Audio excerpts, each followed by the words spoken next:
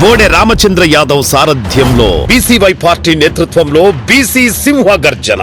BC రక్షణ చట్టం అమలు, రాజధానిలో బీసీలకు 1000 ఎకరాల భూ కేటాయింపులు, బీసీ కార్పొరేషన్లకు నిధులు, సమగ్ర కులగణనతో విద్యా, ఉద్యోగ, ఉపాధి, చట్టసభల్లో 44% రిజర్వేషన్లు ప్రధాన ఎజెండాగా ఈ నెల 22న విజయవాడ గుంటూరు హైవే నాగార్జున యూనివర్సిటీకి ఎదురుగా జరగనుంది. ఈ చారిత్రాత్మక ఘట్టంలో భాగస్వాములు కావడానికి బీసీ సోదర సోదరీమణులందరినీ సాదరంగా ఆహ్వానిస్తున్నాం. కదలిరండి, మన ఐక్యతను చాటుదాం.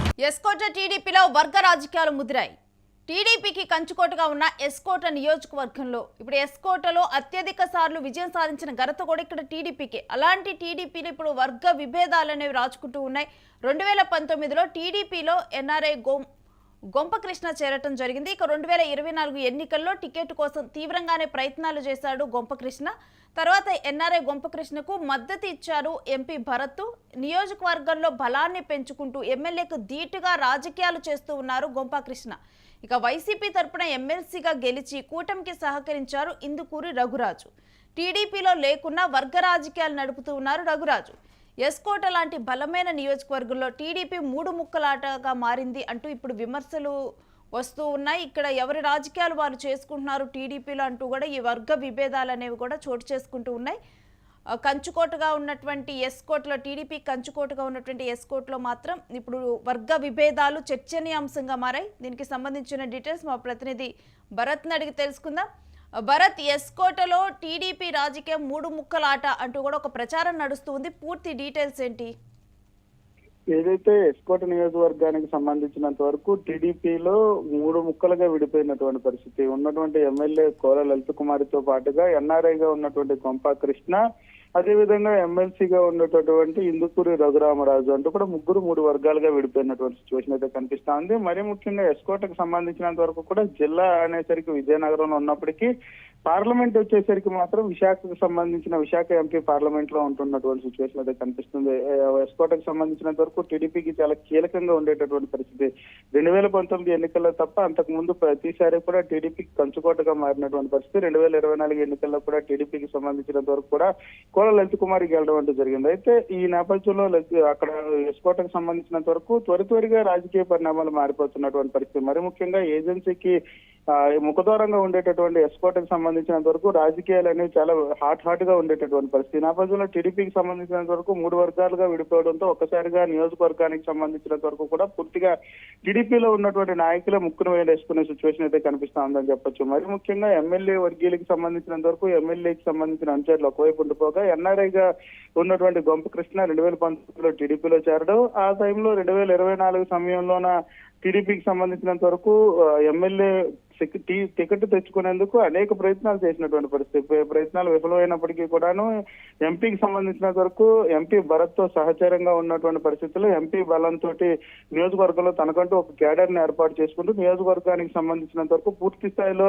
ఒక క్యాడర్ తో తిరుగుతున్నటువంటి సిచ్యువేషన్ చూడొచ్చు. అయితే వైసీపీ తరపు నుంచి ఎమ్మెల్సీగా గెలిచి కూటమికి సహకరించినటువంటి ఇందుకూరి రఘురామరాజుకు సంబంధించినంత వరకు కూడా పూర్తిగా టీడీపీలో లేకున్నా సరే రాజకీయాల్లో అత్యంత స్పీడ్గా రాజకీయాలు చేస్తున్నటువంటి సిచ్యువేషన్. 3 ముక్కలుగా ఎస్కోట నియోజకవర్గంలో టీడీపీ విచ్ఛిన్నమైనటువంటి సిచ్యువేషన్ అయితే కనిపించింది. మరి ముఖ్యంగా కూటమిలో ఉన్నటువంటి కూటమి ప్రభుత్వం అధికారంలోకి వచ్చినటువంటి నేపథ్యంలో ఎస్కోట నియోజకవర్గానికి సంబంధించినంత వరకు కూడా పూర్తి స్థాయి అభివృద్ధి కార్యక్రమాల వైపు అడుగులు పడాల్సింది పోయి ఒక టీడీపీలోనే 3 ముక్కలుగా విడిపోయినటువంటి పరిస్థితి. ఒక వర్గానికి మరొక వర్గానికి అంటూ కూడా వర్గ విభేదాలు తారాస్థాయికి చేరుతున్నటువంటి నేపథ్యంలో టీడీపీకి సంబంధించినంత వరకు కూడా పూర్తిగా బలాన్ని కోల్పోయే పరిస్థితి ఏర్పడుతున్నటువంటి నేపథ్యం. ఈ నేపథ్యంలో ఖచ్చితంగా అధిష్టానం దీని మీద దృష్టి సారించాల్సిన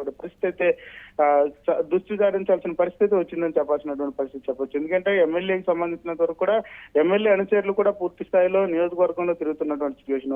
మరొకవైపు ఎన్ఆర్ఐగా ఉన్నటువంటి గొంప కృష్ణకు సంబంధించిన అనుచరులు తిరుగుతున్నటువంటి, ఎమ్మెల్సీకి సంబంధించినంత వరకు కూడా 3 ముక్కలుగా విడిపోయినటువంటి నేపథ్యంలో అక్కడ ఉన్నటువంటి ఎవరైతే రాజకీయ నేతలకు సంబంధించినంత వరకు కింద స్థాయి క్యాడర్కి రావాల్సినటువంటి ఏదైతే పనులకు సంబంధించినంత వరకు కూడా పూర్తిగా పనులు అవ్వలేనటువంటి పరిస్థితి. ఎందుకంటే టీడీపీకి సంబంధించినంత వరకు కూడా 3 వర్గాలుగా విడిపోయినటువంటి నేపథ్యంలో ఎవరి దగ్గరికి వెళ్తే పని అవుతుంది అనేది కూడా ప్రజలకి, నియోజకవర్గ ప్రజల్లో కూడా కొంత అయోమయం తలెత్తేటటువంటి పరిస్థితి అయితే కనిపిస్తుంది. మరొకవైపు అధికారులకు సంబంధించినంత వరకు కూడా ప్రోటోకాల్ అంశానికి సంబంధించి, ఎందుకంటే ఎస్కోట నియోజకవర్గంలో ఏదైనా ప్రభుత్వ కార్యక్రమం నిర్వహించాలనుకుంటే ఎవరిని పిలవాలి అనే దానిపై కూడా సందిగ్ధ పరిస్థితులు నెలకొన్నటువంటి నేపథ్యంలో అభివృద్ధి కార్యక్రమాలకు సంబంధించి కూడా పూర్తిగా అక్కడ కుంటుపడిపోయినటువంటి నేపథ్యం. ఖచ్చితంగా దీని మీద రాష్ట్ర ప్రభుత్వం స్పందించాల్సినటువంటి అవసరం ఎంతైనా ఉందని చెప్పాల్సిన పరిస్థితి ఉంది. ఎస్కోట ఎప్పటి నుంచి కూడా టీడీపీకి కంచుకోటగా ఉంది. అలాంటిది ఎక్కడైనా కానీ కలిసి ఉంటేనే అక్కడ అభివృద్ధి అనేది జరుగుతుంది. ఇప్పుడు వీళ్ళ వైఖరితో కూడా ఎస్కోట్లో అభివృద్ధి కుంటిపడినట్లుగా తెలుస్తుంది. మరి దీన్ని అధిష్టానం దృష్టికి తీసుకువెళ్లే ప్రయత్నాలు ఏమైనా కొనసాగుతున్నాయా? ఖచ్చితంగా ఈ ఎస్కోట్ నియోజకవర్గానికి సంబంధించినంత వరకు కూడా ఏజెన్సీకి ముఖదూరంగా ఉండేటటువంటి పరిస్థితి. ఎందుకంటే విశాఖ నుంచి వెళ్లే వాళ్ళు ఎవరైనా అరకు వెళ్లాలనుకుంటే ఎస్కోట ముందు మీదుగానే ప్రయాణించాల్సినటువంటి పరిస్థితి ఉంటుంది. విశాఖ అత్యంత దగ్గరగా ఉండేటటువంటి ప్రాంతంగా కూడా ఎస్కోట్ ఉన్నటువంటి నేపథ్యం. ఈ నేపథ్యంలో విశాఖ పార్లమెంట్ లో ఎస్కోట కలిపినటువంటి పరిస్థితి. అయితే ఎస్కోటకు సంబంధించినంత వరకు ఏదైతే రావాల్సినటువంటి నిధులు గానీ అభివృద్ధి కార్యక్రమాలకు సంబంధించినంత వరకు కూడా 3 వర్గాలుగా చీరిపోయినటువంటి పరిస్థితుల్లో అభివృద్ధి కుంటుపడుతున్నటువంటి సిచ్యువేషన్ అయితే కనిపిస్తుంది. ఎందుకంటే ఒక వర్గానికి సంబంధించినంత వరకు కూడా సంతృప్తి పరుస్తుంటే మరొక వర్గం అసంతృప్తి వ్యక్తం చేస్తున్నటువంటి సిచ్యువేషన్. మరీ ముఖ్యంగా రాబోయేటటువంటి స్థానిక సంస్థల ఎన్నికలకు సంబంధించినంత వరకు, ఎందుకంటే మార్చిలో ఇప్పుడున్నటువంటి ఎవరైతే సర్పంచ్లు గానీ మాజీలు అయ్యేటటువంటి పరిస్థితి ఉంది.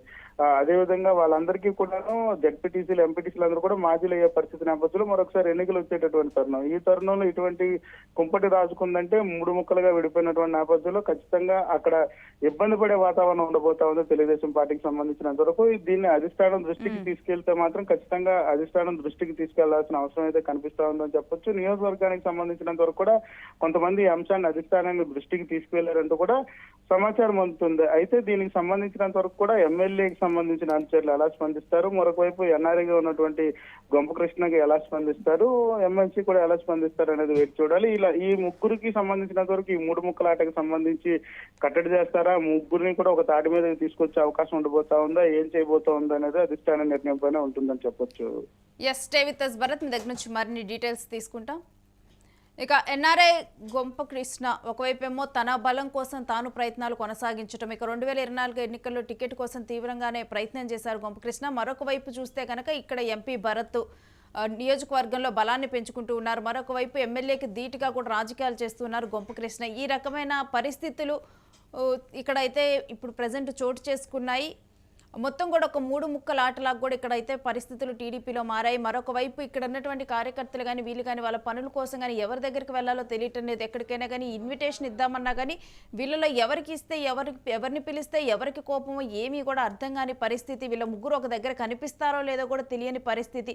ఇటువంటి పరిస్థితుల్లో కూడా ఈ వర్గపోరుతో కూడా ఎస్కోట అభివృద్ధి కూడా కొంత కుంటుపడుతూ ఉంది. మరొక వైపు అక్కడ ఒక గందరగోళ పరిస్థితులు నెలకొని ఉన్నాయి. కింది స్థాయి ఉన్నటువంటి క్యాడర్లో కూడా వీటన్నిటి మీద కూడా అధిష్టానం దృష్టి సారించాల్సిన అవసరం కనిపిస్తూ ఉంది.